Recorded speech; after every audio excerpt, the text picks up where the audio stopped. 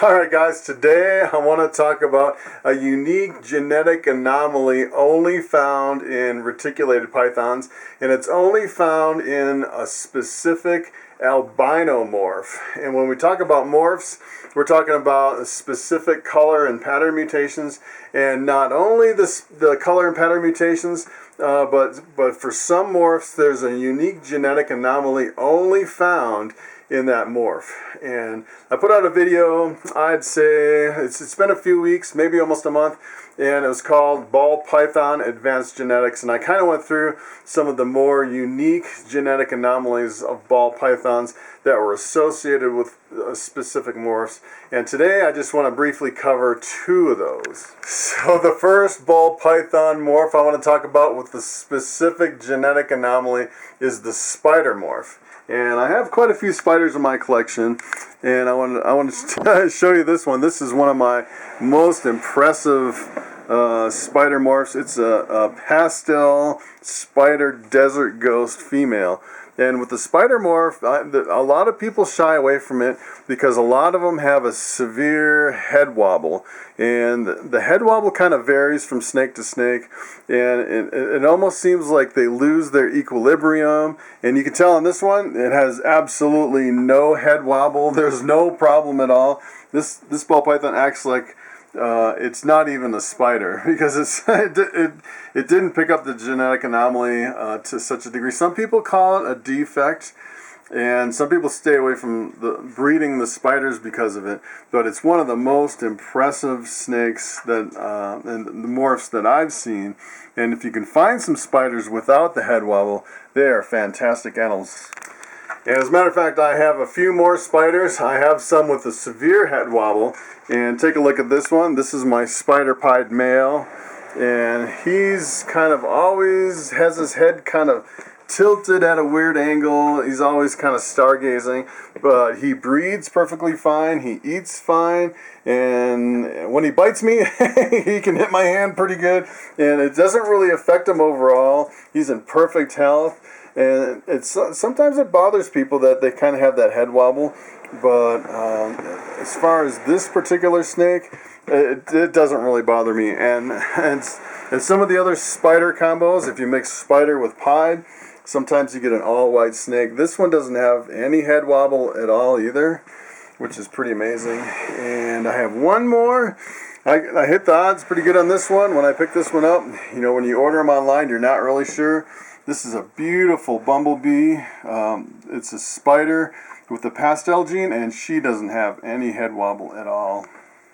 Okay, so before we jump into the reticulated pythons, I wanted to show you one more ball python morph that has a very unique genetic anomaly, and that would be my coral glow. And this thing is really, I would say, probably the most unique example of a genetic anomaly that I have ever even heard of. And it's really hard to understand. So this is a coral glow, completely different in color and pattern, and it has freckles. It's part of the genetic mutation of the color and pattern. But the other thing that's really interesting with this particular snake is that we call it a male maker. So somehow the gender of the offspring is linked to the gene, and so when this ball python breeds, all the coral glow babies come out as males, and there's very few that will come out as females. As a matter of fact, I have some of his babies up here, and so take a look at this. This is one of his little babies. It's a coral glow hatchling. And that is a male. And I have another one here. And that coral glow hatchling, another one of his babies, that's a male.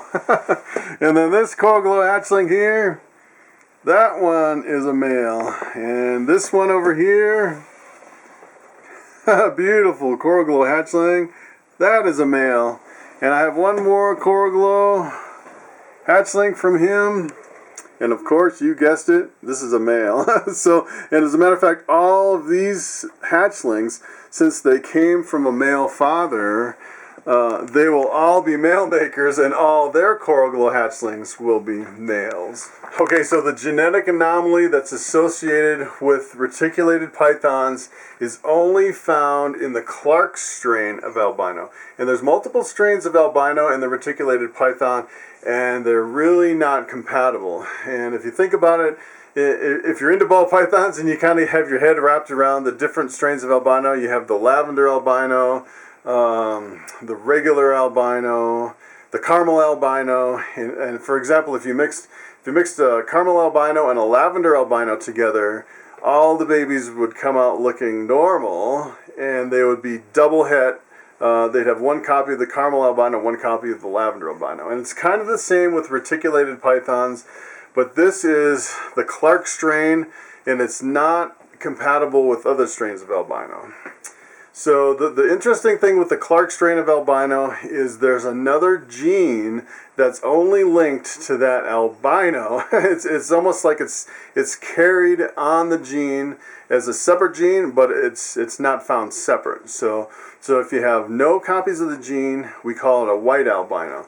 One copy of the gene is called a lavender albino, and two copies of the gene is called a purple albino. And so take a look at this. I happen to have purple albino. He's actually 37.5% super dwarf, 50% dwarf, 12.5% mainland. and the dwarfs and super dwarfs and mainland, that's a topic for another discussion, but suffice it to say, he's going to be a little bit smaller than a regular retic. And I'd say he's pretty much full grown, and a mainland retic can get up to 300 pounds, and I'd say this guy's maybe 30 pounds, so he's not really going to get that big. I would say he's pretty comfortable in this boa tub. I doubt that he'd really outgrow this boa tub. But when we're talking about the purple albino, we're talking about the color between the yellow spots. So this guy's a little skittish. So I'm just going to take my hook and kind of see if I can kind of snap him out of his mode here a little bit. Kind of get him in handling mode a little, so he knows it's not time to eat and not really time to run and be afraid. So he's doing pretty good now. So what we're talking about is this color right in here. This is as purple as you can get in the purple albino. And in a white albino, that's actually, let me see how well he's going to do with this. In a white albino, that purple is going to be white. So right in here, that color in the pattern is going to be bright white. And then in the lavender, it's going to be kind of it's going to be a shade between this darker purple and the bright white. And you can, it's easy to tell side by side. It might be a little hard to tell just on its own, especially if this snake went into shed. I would say if everything's starting to fade out, it could look like a lavender albino. So this snake has two copies of the lavender gene, I guess you'd say. A single gene is lavender and two genes are purple. No genes are white. It's a little bit confusing. And you can't have the lavender or the purple without the albino. So for example, if you had a snake that wasn't albino, it definitely would not have purple or lavender. It's only associated with the albino gene. So I actually bought another reticulated python, and when I actually bought that one first, and it was sold to me as a white albino, and I didn't really understand what was going on and the genetics behind it until I bought my second reticulated python, and it was sold to me as purple albino. And then I started thinking, I started researching into it, and I realized that luckily they're a compatible strain of albino. So when I breed my white albino to my purple albino, all the babies will have one copy of the gene, and they'll all be lavender albino. So let me show you my white albino reticulated python. So I have this girl in a separate room, in a separate enclosure, and I want to show you what a white albino reticulated python looks like. And this one doesn't have super dwarf in her, so she's going to be a little bit bigger. But you can see in the color pattern, she's definitely doesn't have the purple or lavender. She's got just the white. And this girl, her name is Lucy. I'd say she's just a couple years old, coming up on 3 years old. And I'm hoping to breed her maybe next year. I was thinking of breeding her this year, but I think she's still a little bit too young. And typically, you'd wait 3 years to breed reticulated pythons. And so this is actually going to breed with the other one, and all the babies will come out lavender. And if I hold back 2 of the babies and breed those together, then I'll get a combination of white, lavender, and purple albino, and they'll have some dwarf and some super dwarf and some mainland retic in them as well. So there you have it. If you've had any confusion about the white albino, the lavender albino, and the purple albino, hopefully this cleared things up. So thanks for watching, and I will see you next time.